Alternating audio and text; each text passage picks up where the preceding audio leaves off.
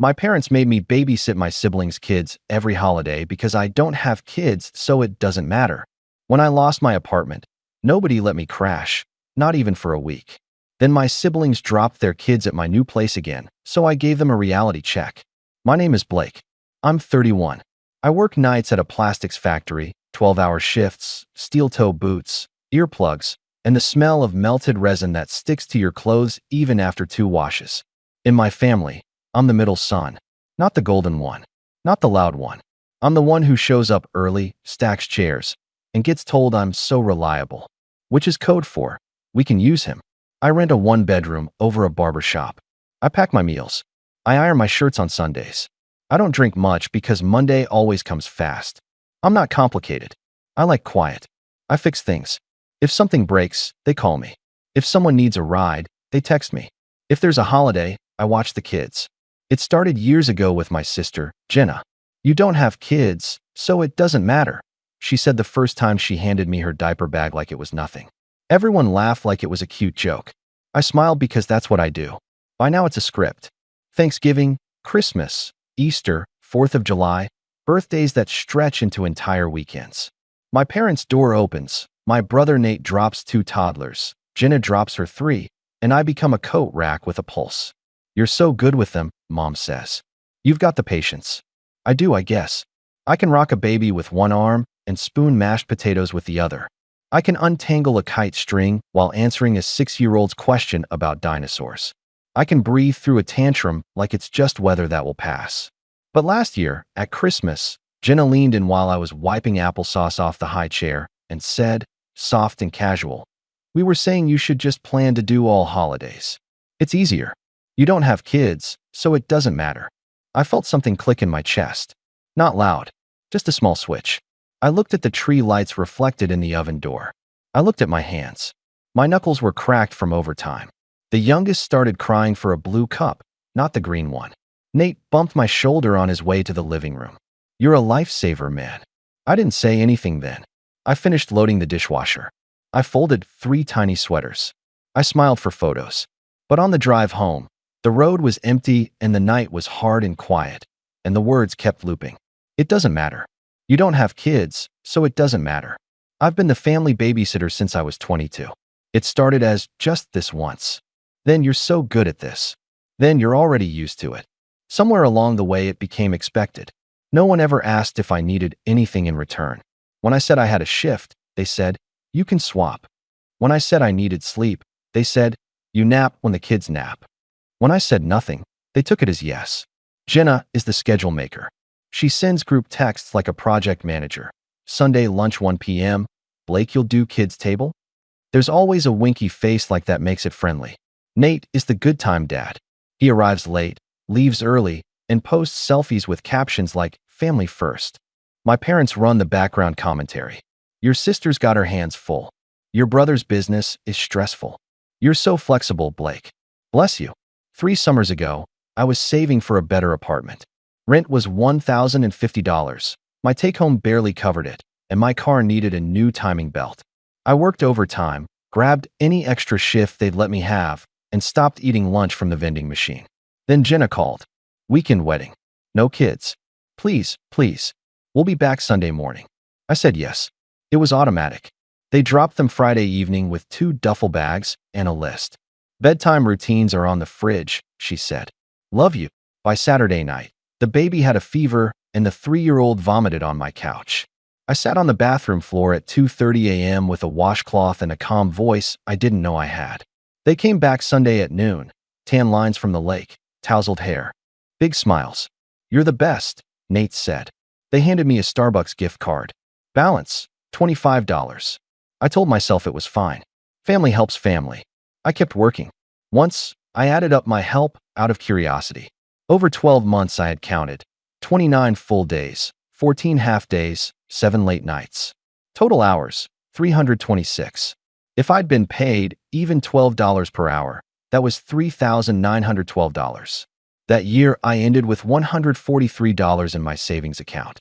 Then my building sold. The new landlord raised rent to $1,350 with 30 days notice. I ran the numbers 6 different ways. With my overtime cut for budget reasons, I couldn't make it. I swallowed my pride and called Jenna. Hey, I said, my lease is ending. Can I crash for, like, a week while I find a new place? Just a week. She hesitated. Oh, Blake, you know we don't have space. The baby's crib is in the office now. Plus, routine. Right? Routine. I tried Nate next. Man, I wish, he said. We're doing a kitchen reno. Dust everywhere. You wouldn't be comfortable. I drove to my parents'. Mom opened the door with a dish towel over her shoulder. Your father's napping. She whispered like that meant I should leave. I asked anyway. Just a week. Mom sighed. You're a grown man, Blake. We raised you to be independent. We can't enable you. You'll figure it out. You always do. I slept in my car for 2 nights behind the factory, then at a cheap motel that smelled like cigarettes. I kept working. I kept my mouth shut. The 3rd day, my supervisor took one look at me and said, clock out early before you drop. I found a studio through a guy at work. Mold on the bathroom ceiling, but $900 in utilities included. I moved in with 4 boxes and a mattress on the floor. On my first night, Jenna texted, congrats on the new place. By the way, can we drop the kids Saturday? It's just brunch, 10 to 2. I stared at the screen. My eyes burned. I typed no, then erased it. I typed I can't, then erased it. I typed okay. Saturday turned into 9:15 to 4:30. They forgot the diaper bag. They came back with iced coffees, and Nate said, you're a rock star. I wasn't. I was just tired. The pattern continued. I'd say I had plans. They'd say it won't take long. I'd say I needed sleep after night shift. They'd say, we'll be quick. Once, I woke to a knock and found 2 kids and a note on a paper plate. Back by 5. THX. No signature, because why sign what you think you own? The only time anyone counted hours was when I asked for help moving a couch up my stairs. We can't lift heavy things, Nate said. My back. 10 minutes later, he posted a gym selfie. Deadlifts, 315. I started writing things down. Date, drop-off time, pickup time. Miles driven to the park. Snacks bought. I didn't know why. Maybe I needed proof that I wasn't being dramatic. Then came the day I lost my old apartment key from the key ring. It fell between my seat and the console. I pulled it out and realized I'd been carrying it like a souvenir from a life where I thought I'd get help if I ever needed it. I sat in the car and laughed. It wasn't a happy sound. 2 months later, the studio felt a little like home. I bought a second-hand table. I hung a cheap curtain. I changed my phone's vibration for family texts so I could ignore it easier. My supervisor offered me weekend overtime. It was the first time in years I could say sorry, I'm busy, and mean something else. That Saturday, 8:03 a.m., Jenna, dropping the kids at 10. We'll pick up after lunch. I typed, no. She replied with 3 dots. Then, haha, funny. See you at 10. I put my phone face down and made coffee. I watched the steam curl. The vibration rattled the table. Dad, then Mom, then Nate. Family helps family. Don't be selfish. We all do our part. The old script. At 10:12, I heard feet on my stairs. I opened the door before they could knock again. Jenna stood there with a stroller, diaper bag, and a smile that was already halfway past me into my apartment. Nate had his keys still in the ignition downstairs. Their kids were in various states of costume. A cape, a tutu, a dinosaur tail. Okay, Jenna said, breezy. We'll be back at 2, maybe 3. The brunch has bottomless. No, I said. She blinked. Sorry, no drop-offs. Not today. Not anymore. Nate clomped up the last step, out of breath like he'd climbed a mountain. Dude, we're late. Just take them. We'll be quick. I asked for a week when I lost my place. I said. My voice was even. No one had space. Not one night on a couch. Not a blow-up mattress. Nothing. Nate waved a hand. That was different. How? He didn't answer. Jenna tried to step in. I didn't move. Blake, she said, using the tone. You love the kids. I do. Loving them doesn't mean raising them for free on my days off. Silence. The kids were lined up behind my doorway like a small parade. The baby kicked one sock off.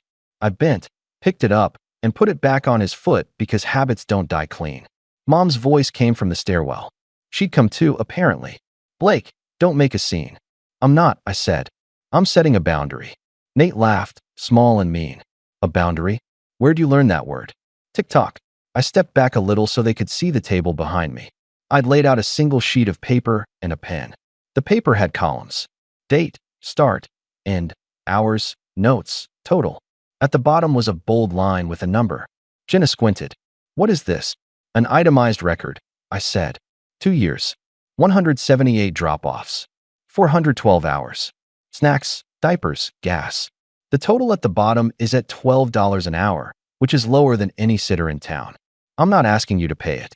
I'm saying from today forward, if you need childcare, you ask, and we agree on terms. Rates are $18 per hour for 1 kid, $25 for 2, $30 for 3 or more. Overtime after 8 hours. Late fees at 15-minute increments. Payment due on pickup. If I say no, that's a complete sentence. Nate's mouth fell open. "You're charging us?" "I'm valuing my time. Like you value yours." Mom finally made it to the landing. "This is ungrateful. After everything we've done for you." I looked at her. "When I asked to stay 1 week, you said you don't enable grown men." She pressed her lips together. Jenna's smile melted. "We didn't know it was that serious. I called you at 9:14 p.m. and again at 9:42. You didn't answer. I sent a text that said I had nowhere to go. You heart reacted at 7:02 a.m. the next day. That was serious." A passing car honked. Someone's dog barked. The baby started to fuss. I took a breath and kept my voice calm. "This isn't about payback," I said. "It's about boundaries." Jenna hugged the diaper bag harder. "So what? You're done with us?" "No. I'm done being free labor." "Your parents." "Parent." Nate looked past me into the apartment, at the mattress on the floor, at my single chair, at the second-hand table with one leg shimmed with a folded grocery ad. I let him look. He'd never asked to see my life. He only ever used it. Mom tried again. "We're family. And I am family too," I said. "I matter." I stepped away from the door. "You can come in and feed them breakfast while you figure out new plans.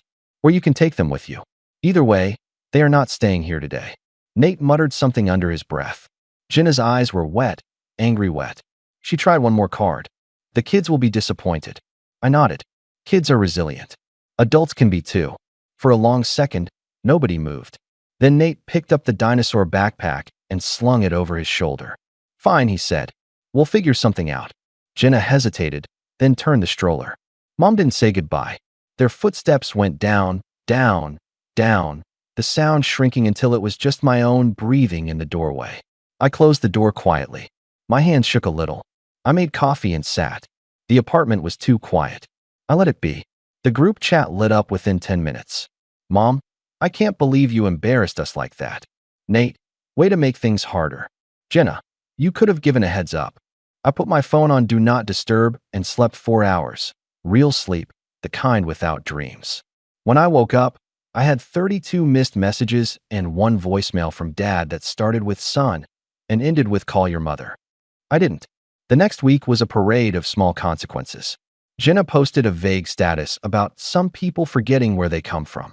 Nate called me twice and hung up twice without leaving a message. Mom cornered me in the grocery store by the rotisserie chickens. "You always were sensitive," she said. I heard myself laugh. It sounded normal. At work, I took the weekend overtime. Saturday night, I stood in the hiss and clatter of the line, the machine's rhythm steady, and I felt something simple and huge, a weekend that belonged to me. I went home aching and happy. I ate pasta at midnight. I watched a dumb movie. On Sunday morning, I didn't hear tiny fists on my door at 8:05. I heard nothing. It was beautiful. On Tuesday, Jenna texted me directly. "We need to talk." I said, "Okay. My place, Thursday 6. She wrote, "I can't do nights." I wrote, "Saturday 11. She wrote, "Fine." She arrived with a notebook like she was negotiating a raise. No kids. Just her. She sat at my table, looked at the shimmed leg, and then at my face. "We didn't know you were keeping track." "I had to," I said. "Otherwise, I was just a feeling." Feelings are easy to argue with. Numbers aren't. She nodded, slow. "I want to say I'm sorry," she started, "but I'm also mad." "You can be both." She exhaled. "You're right about the apartment." I should have said yes. "I'm sorry." "Thank you," I said. She glanced at the paper I slid toward her. The header said, "Child Care Agreement, Family." Under it, rates, boundaries, cancellation, late fees, respect clause, no guilt trips, no sarcasm, no drop-offs without confirmation. She read it twice. "This feels cold." "It's a contract," I said. Contracts aren't warm. They're clear. She put her finger on late fees. This part is petty. This part is about me getting my life back. She looked at me, really looked, like she was meeting me for the first time. How long have you felt used? I thought about answering 9 years, but I didn't. A while. She leaned back. We say you don't have kids so it doesn't matter, because we're tired. But it was lazy and cruel. Her eyes watered. Do you hate me? No, I said. I love you. That's why I'm stopping this. She signed. I signed. We shook hands like strangers. It felt correct. Nate didn't come to my apartment. He sent a string of texts like firecrackers. Insane, selfish, you'll die alone. Then a meme about cats. I didn't respond. He finally called. I let it ring out, then texted, happy to talk when you can speak respectfully. He replied, LOL, which I took as a no. 2 weeks later, Jenna tested the line. 2 hours Saturday. Paid, of course. I checked my schedule. Yes, 1 to 3. She was on time. She had cash. The kids ran around my living room like tornadoes. When she came back early, I still charged for 2 hours. She laughed and said, okay, accountant. Nate tried a surprise drop-off the following Sunday. I didn't open the door. I texted, unconfirmed, not available. He called me 10 times. I charged my phone in the other room and made pancakes. He took them to my parents. I found out later he called me heartless at the table, and Mom nodded like he was giving a speech. Dad said nothing. Same old. There were quiet wins. I bought a rail bed frame. I put my mattress on it like a trophy. I fixed the bathroom fan, and the mold stopped blooming. I took a walk after night shift and watched the sky turn from gunmetal to blue-gray to pale, clean daylight. No stroller. No sippy cups. Just my feet, my breath, the morning. Money changed too. One Saturday with Jenna's 2 hours at $25 per hour paid for my bus pass. One Friday overtime bought all my groceries. The math started to feel like air instead of water. Then I got sick. Not dramatic. A flu that punched me flat. I texted the family chat. Down for the count. Turning my phone off. Do not drop kids here. Someone put a laughing emoji. I turned my phone off anyway. I slept, sweated it out, woke starving and made toast. It was a small thing, but it was mine. At church on Easter, I sat in the back. Mom looked over her shoulder 3 times. After, she said, you could sit with us. I said, I like it here. She said, you're breaking your father's heart. Dad was laughing in the parking lot with a friend. I said, he looks fine. She frowned. Old script. I didn't pick it up. In June, Jenna texted. We can't afford camp. Could we do a swap? I help you with your place one weekend. You take kids next? I said yes to the swap. Saturday morning, she showed up with a drill and a level. We mounted shelves. We fixed the wobbly table leg properly. We got Thai food and ate sitting on the floor. She said, I miss just being your sister. I said, me too. We sat in the quiet for a while. It felt like the first time in years. Nate kept his distance. Occasionally, he'd fling a comment into the group like a rock. Nice that some people think contracts make them better. I didn't answer. Mom kept sending links to parenting articles like I had 5 kids already. Dad started texting me weather updates. Rain Tuesday. I replied with a thumbs up. July 4th came. Usually that meant 12 sticky hands, 2 meltdowns, and a sparkler singe on my shirt. This time, I went to the river with 2 guys from the factory. We grilled hot dogs and swatted mosquitoes. I walked home under fireworks. My street smelled like smoke and summer. I unlocked my door and nothing cried. I stood in the doorway and let that be a fact. Around midnight, my phone buzzed. Jenna, proud of you. Then, thanks for teaching me how to say no too. I didn't know what that meant until Sunday when she told me she'd said no to a PDA thing and no one died. We laughed. I was still the same person. I still liked quiet. I still wore steel-toe boots and came home smelling like resin. But I wasn't a default setting anymore. Late August, Nate finally asked to talk. He texted, can we meet? I said yes. My place. Saturday. No kids. He actually came alone. He stood in my doorway, hands in his pockets. He looked older somehow, tired in a way that wasn't just sleep. He sat. He didn't touch the paper on the table. He didn't look at the shelves Jenna had helped mount. He looked at me. I was mad, he said. I'm still a little mad. Okay, I said. I felt judged. I wasn't judging, I said. I was done. He nodded slowly. I didn't let you crash. That's on me. He rubbed his jaw, thinking. I didn't even think about it, Blake. That's the worst part. I just assumed you'd be fine. You're always fine. I wasn't, I said. I was scared. I asked for help and got a lecture about independence. His eyes flicked to the contract. You really kept track of 412 hours? Yes. He let out a breath. You're not going to invoice me, are you? No, I said. I'm not punishing you. I'm protecting me. He leaned back. Jenna said that you said. He fumbled for the words. I waited. That thing about revenge and closure. This isn't about payback, I said again. It's about boundaries. He nodded like he was filing it away. He looked around my little studio. You did all this. Yeah. It's nice. It's enough, I said. We worked out terms. He signed his own copy. He actually read it. When he got to the respect clause, he gave a short, embarrassed smile and said, I deserve that. I didn't say yes. I didn't say no. We moved on. On his way out, he paused. Hey, he said, for what it's worth. I'm sorry. Thanks, I said. We're not best friends now. He still makes jokes that land wrong. I still call him out. Mom still acts like feelings are bills that can be paid with guilt. Dad's still quiet until he's not. But something practical shifted. This is what my life looks like now. Saturdays, I choose. If I agree to babysit, I get paid and we're on a clock. If I say no, I turn my phone face down and lay on my bed frame like a king. When I work nights, nobody bangs on my door at 8 a.m. If they try, they leave empty-handed. When I need help, I ask. And when they say we can't, I hear we won't. And I plan around that, not around a fantasy family I wish I had. I keep my notes, not to hold debt, but to remember what I've learned. Time counts. Sleep counts. My life counts. You don't have kids, so it doesn't matter, was a lie that made their lives easier and mine smaller. I don't carry that lie anymore. I don't do grand goodbyes or public speeches. I make coffee. I lace my boots. I clock in. I clock out. I water the plant Jenna brought over and laugh at myself for becoming a plant guy.